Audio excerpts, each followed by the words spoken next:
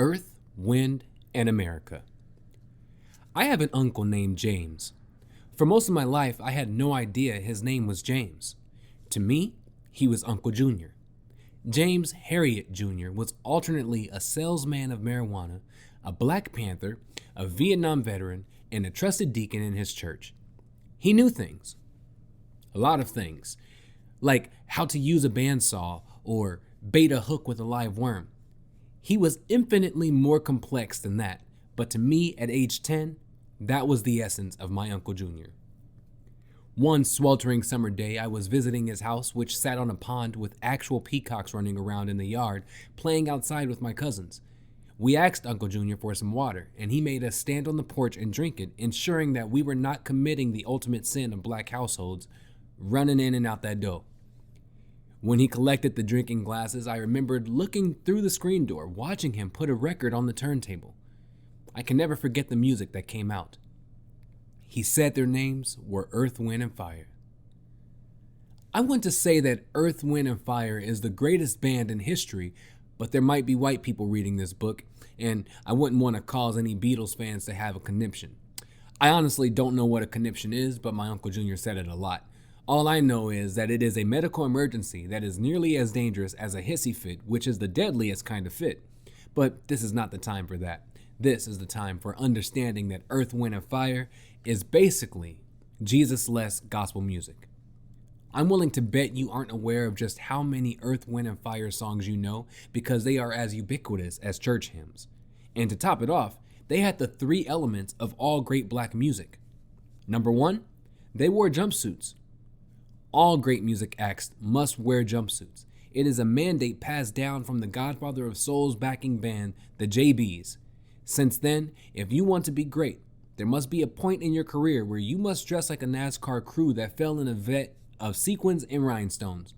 Many people wonder why Andre 3000 dressed so weird, but I saw Outkast in concert last summer and Dre dressed exclusively in jumpsuits, and I realized, y'all won't let him be great.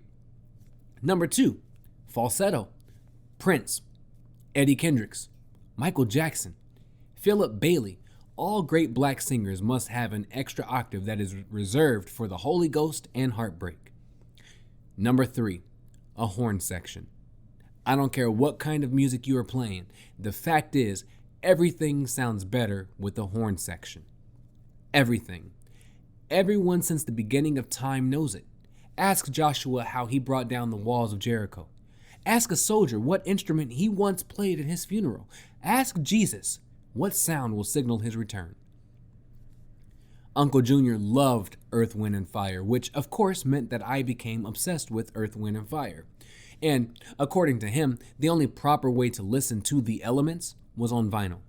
Of course, he owned compact discs and cassettes and even had an 8-track tape player.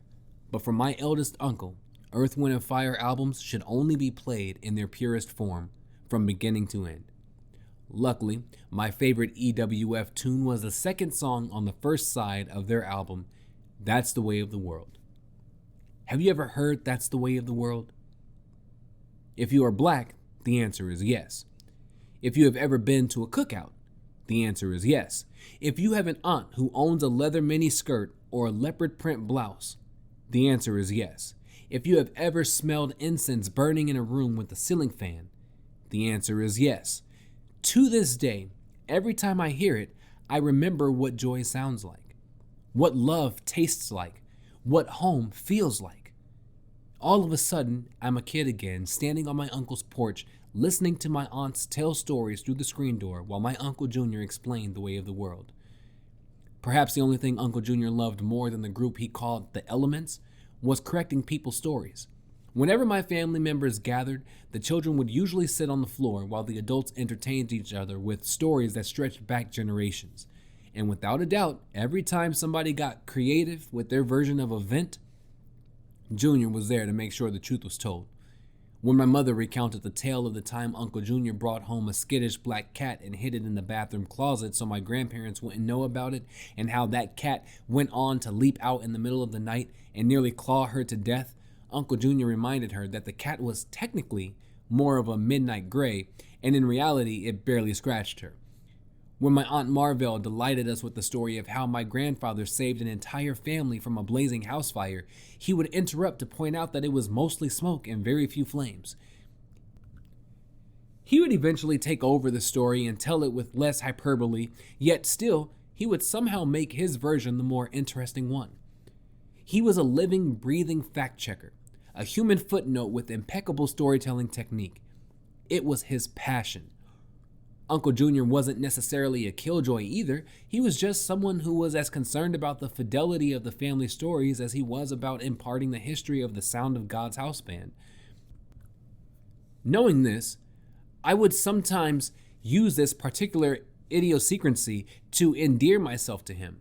If Uncle Junior wasn't at a family gathering, I would call him up afterward and regurgitate the stories back to him while he made his corrections. I trusted his versions would be the definitive version and more interesting. But truthfully, I didn't really care about the family epics as much as I just enjoyed hearing him attempt to rectify the misrepresented facts. Not only was it hilarious to me, but it gave me a chance to have one-on-one time with my uncle.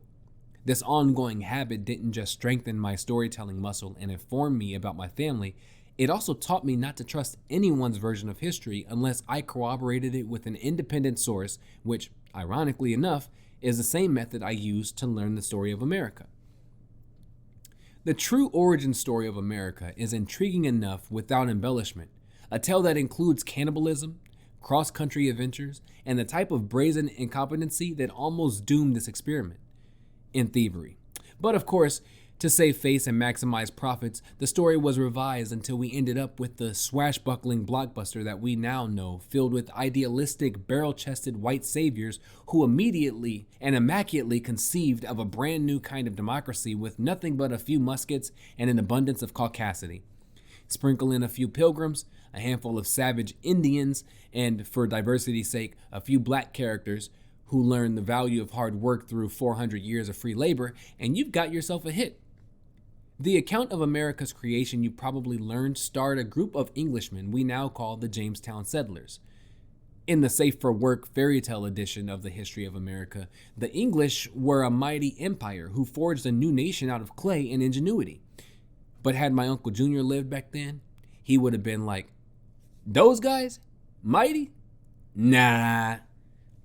During their time, these so-called adventurers had garnered an international reputation for being unsuited for manual labor, let alone planning a new society. "Do not obtain your slaves from Britain," wrote Roman consul Cicero, "because they are so stupid and so utterly incapable of being taught that they are not fit to form part of the household of Athens." This incompetency would create the need for a transnational human trafficking infrastructure as well as a reasonably believable cover story to justify the intergenerational dehumanization and theft committed by these so-called enlightened ones. By the late 16th century, England and Spain were beefing over which version of Christianity was best when James I ascended to the throne of England in 1603. James, a Protestant, was intent on thwarting Catholic-aligned Spain's global domination by getting in on the rapidly growing colonizing industry. In 1534, the English Parliament declared that the country had no superior under God other than the British King Henry VIII, who had split with the Catholic Church so he could marry his side piece. So, while the Catholic Church had served as an early investor for Spain, Portugal, and the other white empires, Britain didn't have access to the church's seed money. Without the colonizers' version of Shark Tank, the arrogant members of the British elite did not fret. The other countries may have had a head start, but the English were not burdened by faith or religion. They were free to colonize in the name of a superior higher power: cash money. When Queen Elizabeth I granted charters to colonize the North American territories unclaimed by Christians, the first 4 attempts failed. To be fair, the only reason they failed was because of disease, lack of food, lack of navigation skills, and the inability to convince the natives of English superiority. No one knows what happened to the 4th attempt, aptly named the Lost Colony of Roanoke, but the English kept trying. They truly believed they were going to find the Garden of Eden with trees dripping diamonds and streams filled with gold. There was no way they could leave all those untold riches to the people who lived on the land. They had to have it. It would be easy to upend the story of America's founding by turning these colonizers into villains. However, The men who hopped on the Susan Constant, Discovery, and Godspeed, the three ships chartered by King James's Joint Stock Virginia Company of London, were too incompetent to be characterized as evil. Although they had never mined, farmed, or built anything in their home country, these clowns were still confident that they could sail across the ocean and conquer an entire continent sight unseen. Of all the conquering cultures in the world, the English were perhaps the least qualified colonizers. But to their credit, they were gifted in the area of cockiness, if nothing else. Aside from securing the rights to Virginia's gold, silver, and copper mines, the first charter of Virginia charged the colonizers with propagating of Christian religion to such people as yet live in darkness and miserable ignorance of the true knowledge and worship of God, and to bring the infidels and savages living in those parts to human civility. In other words, they were going to rob these people of their land, culture, and history. But in exchange for an entire civilization, the Brits would introduce the natives to white church music and hats with buckles. Seems like a fair trade-off, no? On April 26, 1607, the 104 English barbarians arrived at the gates of Senecomica, a territory in a modern-day eastern Virginia occupied by 31 individually governed tribes. Because they lacked basic geographical fluency and had an enormous amount of hubris, the whites considered the entire east coast of North America, from Canada to Florida, to be Virginia, and declared it their own, ignoring the fact that there was an entire functioning civilization here with a government that wouldn't go down without a fight. This area was ruled by King Wahaunseka, whom the whites called Powhatan, which was actually a term used to describe Wahaunseka's collective community. As soon as he received word that some pale people were near the shore, Wahaunseka dispatched a welcoming committee to greet them with 20 or 30 arrows, as he had done with all the previous boatloads of suspicious-looking people lurking around his neighborhood. After a brief melee, Wahaunseka's boys retreated and decided to wait to make their move. From the moment Wahaunseka and his crew first encountered these pale-faced Philistines, the natives could tell there was going to be trouble. First of all, this group was going to struggle with food. The mid-Atlantic region was going through the worst drought that had been experienced in 700 years, not to mention that their arrival in late April meant it was too late to start planting any crops anyway. Additionally, the spot chosen by the Jamestown colonizers was the worst real estate in the area. Although the brackish water surrounding the settlement on three sides offered protection, by June, they realized that American mosquitoes hit different. They also didn't seem to know how hygiene works because, for some reason, they figured they could relieve their bowels in the same place they gathered their drinking water. Perhaps the Virginia Company's biggest mistake was who they sent to conquer the new land. Unlike Portugal and Spain, who had a head start in the white people discovering things trend, England was relatively new to the colonizing game. Portugal and Spain had a class of explorers and soldiers whose full-time job was conquering. Instead of sending uncouth conquistadors, the British sent wealthy Protestant aristocrats to stake out the area, led by Captain Christopher Newport, and whose ranks included Captain John Smith, a celebrated English mercenary who had been wounded in battle, captured, and sold as a slave. As part of the British expedition, Smith was arrested for treason and imprisoned until the ships landed at Virginia and the crew unsealed the orders naming him as the leader of the colony, despite his having no experience at farming, governing a colony, or leading people. Things were off to a wonderful start. Even the few laborers among the group were not accustomed to living off the land, which set the venture capitalists turned pioneers up for disaster. In his diary, Smith lamented that there were few bars, beer houses, or restaurants in the newly stolen land, forcing the adventurers to survive on boiled water and a pint of wheat and barley per day. Most of their grain supply had been stored on the ship for 26 weeks, providing a great, albeit unorthodox source of protein, the worms that had infested the food stores. In another bout of hubris, when Captain Newport dropped them off and told them he'd be right back with supplies, the group seemed to forget how long that journey took and didn't even bother to try and plant crops. The hapless British aristocrats sat clueless in a new land, withering away in the Virginia winter, while the Powhatan nation luxuriated nearby in their heated homes. While Newport was on his journey back, Smith was out discovering stuff that had already been discovered when one day he found himself surrounded by 200 Powhatan men.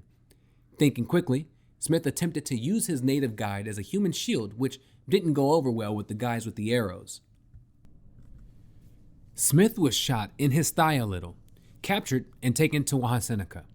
Paramount Chief Wahaseneca arrived at the interrogation session in style, wearing pearl necklaces, a fur coat of raccoon, an entourage of advisors, and young women, each a great chain of white beads over their shoulders, their heads painted in red, and with such a grave and majestical countenance as drove me into admiration to see such state in a naked savage. Wahaseneca served Smith a heavy brunch and decided to let him go. As long as the white men kept their distance, the chief of chiefs believed the two groups could coexist in peace, which was a strange concept for the Europeans. The natives had to be up to something, they figured, a theory advanced by Smith, who insisted that the natives were going to eat him until he outsmarted the king of the savages and convinced Wahaseneca to let him go. But Wahaseneca could see that the inept immigrants were struggling and took pity on them. While he didn't know if their faces were so pale because of malaria, dysentery, or that poop drinking thing, the answer was all of the above. He decided to help the settlers out by sending over some food until Newport came back from grocery shopping in England. Back in England, everyone was excited because Newport had returned with bags of gold discovered by the Jamestonians. The investors figured that this whole colonizing thing was a great plan. Not only did the investors donate supplies, but 120 more laborers and settlers joined Newport for his return to Virginia. They were not exactly received by a party when they landed back on the shores. By the time Newport returned with provisions, craftsmen, and crew on January 2nd, 1608, 66 of the original settlers had succumbed to starvation, sickness, or Powhatan arrowheads. Thankfully, Newport wasn't around when the Brits back home realized that the settlers' supposed gold was actually iron pyrite, literally fool's gold. After they received the first shipment of supplies, the colonists went to work. Apparently, they hadn't learned a single thing about saving their rations, and like any intelligent, civilized society, they once again ate all their provisions and returned to the meager living time they had just survived. You know how it is when people who live in bad neighborhoods start receiving government handouts. To avoid starvation, Newport and the colonists came up with the widest plan ever created. They were going to go back to Wahaseneca, the emperor of the not hungry Powhatan people, and bestow on him the honor of becoming an English vassal. After all, who in their right mind would turn down the privilege of becoming an honorary white man? There was only one problem with this genius idea. Wahaseneca did not kneel for anyone. You don't become the president of Senecomica by kneeling. In fact, Wahaseneca lived by two rules. Number one, he who keeps his head higher than others ranks higher. And number two, he who puts other people in a vulnerable position without altering his own stance ranks higher. The whites didn't know what they had coming for them. After crowning Wahaseneca, the settlers demanded more food from their new fellow countrymen. When the colonists informed the chief that he was now a subject of King James I, not only did the Powhatan end their welfare program, but Wahaseneca's warriors surrounded the Jamestown settlement and warned the beggars not to leave their lily-white gated community unless they had some arrow-proof vests. Unable to hunt, fish, or gather food without being attacked, the settlers were back to square one. Word got back to England that the settlement was flailing worse than Kenny G in an HBCU halftime show. Not only weren't they finding any gold, but when they ventured out into the countryside and climbed the highest hills in the area, they still couldn't see the Pacific Ocean. Yes, they seriously thought they could find a path to Asia a few miles from their settlement. King James was so determined to save his investment that he issued a new charter for the Virginia Company along with a fleet of 9 ships loaded with supplies and 500 colonists. It was the largest fleet ever amassed in the history of the country, until they were separated in a hurricane and yellow fever and the London plague broke out aboard 2 ships. Then 2 more were lost at sea. By the time the British re-up arrived in Virginia, the supplies were essentially gone, but there were more people to feed. Smith and the Jamestown governors had to instill a campaign of law and order to keep the desperate colonists from turning the English outer suburbs into a ghetto. In October 1609, Smith was asleep on a sack of gunpowder when it accidentally caught on fire, burning a 10-inch patch of skin in his groin area. Fortunately, he was on a boat and jumped in the water where he almost drowned. After his transport to England was delayed for weeks, John Smith left Virginia as an utter failure with nothing to show for his work but a journal, a few stories, and charbroiled genitals. After Smith's unfortunate weenie roast, Wahaseneca summoned Smith's replacement, John Ratcliffe, and 25 of Virginia's most important whites to a big dinner with the promise of more Powhatan government handouts. At the banquet, Ratcliffe discovered that the food baskets were empty and that he had walked straight into a trap. That night, Ratcliffe was kidnapped, skinned alive, and burned at the stake. It was all part of Wahaseneca's plan to rid his land of the pesky whites once and for all by doing what he should have done all along: let them starve. With its shoddy leadership in shambles, Jamestown was doomed. As the third winter came upon the settlement, the newcomers were at an all-time low, forced to eat leather belts, their pets, and eventually each other. Yes, that's right. Researchers have found evidence that the few remaining Jamestonians survived the period known as the starving time by murdering pregnant women and eating their own children. The heralded first Americans were cannibals. In May 1610, 142 survivors of King James's ill-fated fleet arrived in a ship they managed to build in Bermuda. One of the passengers, John Rolfe, had lost his wife, daughter, and all of his belongings in the Bermuda shipwreck. By the time he reached Virginia, all he had was a few tobacco seeds that he had collected in Bermuda. He had heard about the new trend of drinking smoke that was becoming popular in Europe and decided to plant those West Indian tobacco seeds. As it turned out, Virginia's soil was perfect for tobacco cultivation. When Rolfe and company landed, Wahaseneca was still tripping. The number one Chief Rocca had almost successfully starved out the white invaders and still commanded a large native force. When the Bermuda ship arrived, in fact, only 60 of the hundreds of English colonizers were left. But one extremely savage colonist, Deputy Governor Samuel Argall, had a plan. Argall was the embodiment of pure evil, known for attacking French and Dutch settlements and claiming them for the king. When Argall failed at capturing a settlement, he would just resort to Plan B and set fire to it, as he did with a Jesuit colony and a French settlement in present-day Maine. Argall first tried to force Wahaseneca into submission by burning native villages to the ground. When that didn't work, he discovered that Wahaseneca's weakness was his daughter, Matoaka. The white folk called her Pocahontas because, as we had established, they were terrible at names. In April 1613, Argall kidnapped Matoaka by luring her onto his ship. He offered to exchange her for English prisoners who had ventured outside the camp. When Wahaseneca agreed, Argall reneged on the deal and demanded more provisions. Wahaseneca agreed again, but Argall would never release his daughter. Instead, she converted to Christianity and was married off to Rolfe. It turns out the white conversion plan worked on the second try. Wahaseneca told his warriors to chill out and gave Rolfe thousands of acres as a wedding dowry. In 1614, Rolfe exported a few barrels of his first tobacco crop, and the English loved it. It was the first positive news from the Virginia Company since the fake gold incident in 1608. With its success evident, the question became who would farm this new cash crop. The few settlers that remained were not quite the agricultural type, considering they could barely keep themselves alive. To solve the problem, Argall took John and Matoaka to England for an investor relations trip in 1616. However, the trip was cut short when Matoaka died suddenly of an unknown illness. Her tribesmen believed she was poisoned, while some historians think it was a respiratory illness or dysentery. Whatever the cause, Argall brought the newly widowed Rolfe back to Virginia without a solid plan. Meanwhile, back in Virginia, the Chickahominy natives, who weren't under Wahaseneca's confederacy, helped feed the lazy British settlers who still hadn't planted enough food to feed themselves. When Wahaseneca died in April 1618, the natives decided to stop offering government assistance to the settlers. Ending this welfare-to-work program would doom the unskilled English encroachers. They desperately needed help. The only thing that could possibly save the English colony would be an influx of immigrants who knew what they were doing. Once again, Jamestown was on the precipice of failure. The English investors were demanding their money, but King James didn't have it. Rolfe had land, but it was essentially worthless because he couldn't farm it.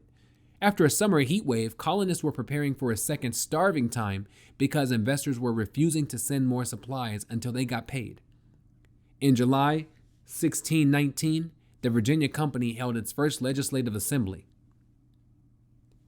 During the meetings, the assembly decided that if the company was going to survive, the colonists should probably grow enough food to feed themselves.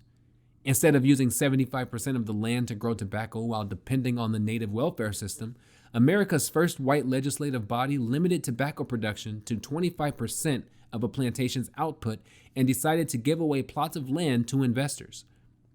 While this plan seems reasonable on its head, the truth was these fools still didn't know how to farm and hadn't even attempted, so to pretend they'd suddenly understand that and be able to provide for themselves was truly outlandish. There's a word for doing something over and over again and expecting different results. American. This America experiment was pretty much over. With no food, no gold, and rumors swirling around their homeland about their people eating habit, where would they even find a skilled, hardworking people who knew how to build a country from scratch? Certainly not England. You heard what Cicero said. Then James Rolfe's homeboys showed up with some cargo that would have saved the bumbling British colonies from extinction. On October 12th or 13th, 1616, Spanish Captain Manuel Mendez de Acuña left Spain with a letter authorizing the private ship to transport kidnapped Africans from Africa to Veracruz, Mexico. Although the San Juan Bautista was only licensed to carry 200 enslaved people, Acuña left Luanda, Angola with at least 350 stolen Africans.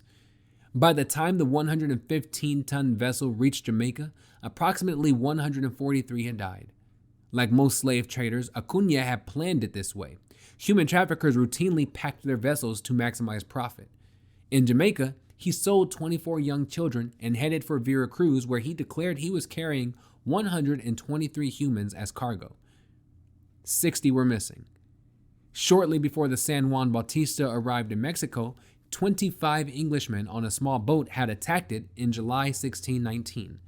After stealing 60 of Acuña's stolen cargo, they had split them between the 160-ton White Lion and the 100-ton Treasurer. The thievish Brits decided to head for the Virginia colony, where they had no chance of being arrested or attacked.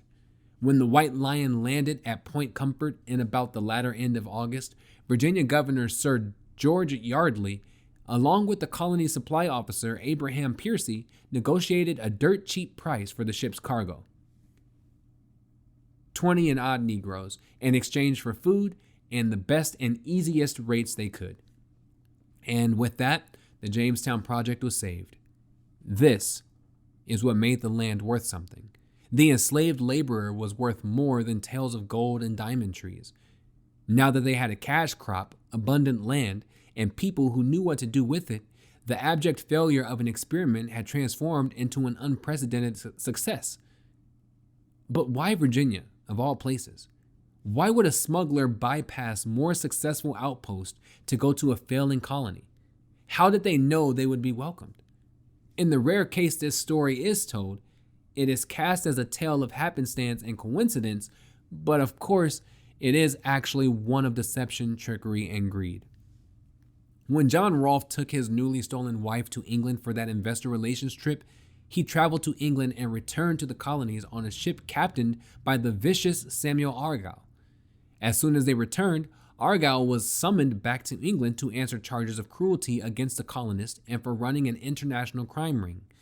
To get back to England, Argyle had to catch a different ride, as his ship was being captained by Argyle's homeboy, a notorious pirate named Daniel Elfrith, who had essentially made a career out of stealing on the high seas.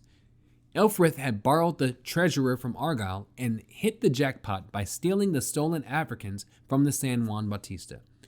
4 days after the arrival of the White Lion, Elfrith sold 2 or 3 Negroes in Virginia. He probably could have sold more, but he had to leave in a hurry as Virginia's new governor, George Yardley, recognized the ship as a well-known pirate vessel and ordered him to leave. Yardley couldn't resist purchasing a few low-priced human beings before giving him the boot, though. He just knew that it had to be quick. He didn't want his name sullied for dealing with pirates. Virginia didn't need that kind of trouble. Less than a year later, in March 1620, the Virginia colony's first census recorded 17 women and 15 men who were not Christians in the service of the English. One of them would show up in later documents as Angela or Angelo, a Negro woman. Angela arrived in America as a passenger of Daniel Ellsworth's thieving, enslaving, kidnapping, village burning, self-contained criminal enterprise, The Treasurer. It was the ship Argyle used to kidnap Matoaka and burn native settlements up and down the coast. It was a stealer of souls that was fueled by greed and theft, and it is as American a thing that ever existed. Here, in the folds and creases of the tale of pilfered people, is where America truly lies.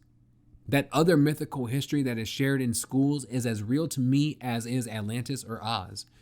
It is a gargantuanly tall tale, refined from years of incessant yarn spinning that has been sugar-coated and stuffed down throats. But in the middle room, world built by Du Bois and his progeny, we ask the real question to America.